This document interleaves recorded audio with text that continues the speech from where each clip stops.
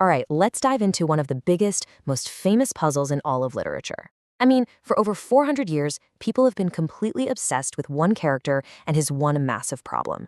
Why does he hesitate? Today, we're going to try and crack this case, using a fantastic academic synthesis as our guide.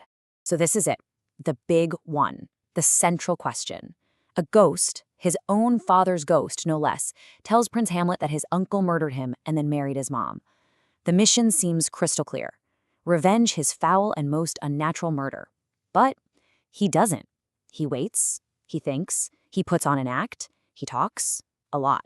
So what's the deal? Why does he delay? And believe me, this isn't just some casual question we ask in English class. The famous analyst Ernest Jones literally called it the Sphinx of modern literature. Think about that. A riddle so deep, so mysterious, that solving it might just unlock a secret about human nature itself. But here's the wildest part of this whole mystery. Get this. For the first century and a half after Shakespeare wrote the play, nobody even thought Hamlet was procrastinating. Early audiences just saw him as a hero who was sad but determined. The idea that he was delaying is actually a more modern invention. Kind of weird, right? It just makes the whole thing even more fascinating. So where did this whole idea of a delay come from? Well, the first major group of critics who really dug into this question, they looked for the answer inside Hamilton himself. They were convinced the problem wasn't the situation, it was the man. You can almost think of the romantic critics from back in the day as the first real detectives on this case. These guys were all about psychology and the inner world, so naturally they put Hamlet's personality right under the microscope. And the great German writer Goethe, he came up with this just brilliant metaphor.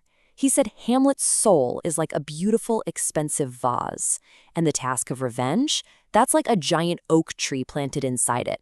What happens? The roots grow, they expand, and the vase just shatters. So what Goethe is really saying here is that Hamlet is just too good for this dirty job. He's this noble, pure, sensitive soul, and he's been asked to do something brutal and bloody. He's a philosopher who's been ordered to become a killer, and that massive burden is something he just can't bear or get rid of. It just breaks him. Okay, but that's just one theory from the Romantics.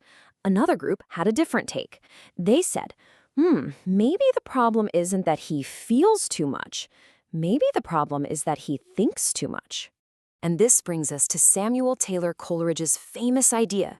He saw Hamlet as this paralyzed intellectual, a guy with a mind so huge, so active that he analyzes every little thing until he completely loses the will to actually do anything. You know? He gets so lost in the maze of his own thoughts that he can't find the exit door that leads to action. All right, so for a really long time, the debate was all about Hamlet's internal flaws. Was he too sensitive, too much of an overthinker? But then, a completely different way of looking at it came along, and it basically flipped the whole investigation on its head. This new theory made a radical argument. Maybe we've been blaming the wrong person this whole time. Maybe the problem wasn't a flaw in the hero, but the fact that the task he was given was, well, impossible. I mean, let's really think about this for a second. What if the fault wasn't in Hamlet's mind, but in the messed up world of the Danish court? What if any one of us put in his exact shoes would have hesitated too? What if the delay was actually the only logical move? The big champion of this idea was a critic named Karl Werder. He said, "Everybody, let's stop playing psychologist for a minute and look at the cold, hard facts of Hamlet's political situation." And he argued that for very real, practical reasons, immediate revenge was just not possible. And when you look at it that way, you see some huge roadblocks. I mean, Claudius isn't just some bad guy. He's the new king, and he seems pretty popular. Hamlet's only evidence? The word of a ghost. Yeah, try taking that to the authorities. If Hamlet just runs in and stabs the king, he's not a hero avenging his father. He's a traitor assassinating a monarch. His real task is so much harder than just murder. And that's the core of Werder's argument. He says Hamlet's true mission isn't just revenge, it's justice. He has to prove to the whole world that Claudius is guilty before he acts. And that's an incredibly difficult, maybe even impossible job. That totally explains why he had to be so cautious. So now we have two powerful but totally opposite theories. The hero with a fatal flaw versus the hero with an impossible mission. For decades, critics were basically in one camp or the other. But what if? What if the real answer isn't that simple? And this is where the source we're using today really shines. It suggests that trying to find one single reason for the delay is actually the mistake. No single theory, not one, can actually explain Hamlet's behavior from the beginning of the play all the way to the end. The real answer, this synthesis argues, isn't a simple case of either or.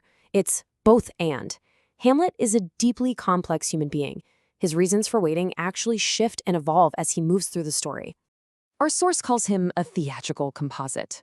Now, that's a bit academic, but it just means he isn't one single thing. He's not just the sensitive soul. He's not just the paralyzed intellectual. He's not just the careful prince. He's all of those things. He's a person reacting to grief and duty and danger in different ways at different times. So instead of seeing the delay as just a failure, we can see it as a journey. At first, he's just stunned by grief. Then he shifts into being a detective trying to find proof. Then he wrestles with the morality of killing someone. The delay isn't just him doing nothing, it's this painful but totally necessary process of him figuring himself out. Which brings us to this final thought. For centuries, we've treated Hamlet's hesitation like a problem that needs to be solved. But maybe it's not a flaw at all. Maybe that messy, contradictory, deeply complicated hesitation is the very thing that makes him the most human character ever written. What do you think?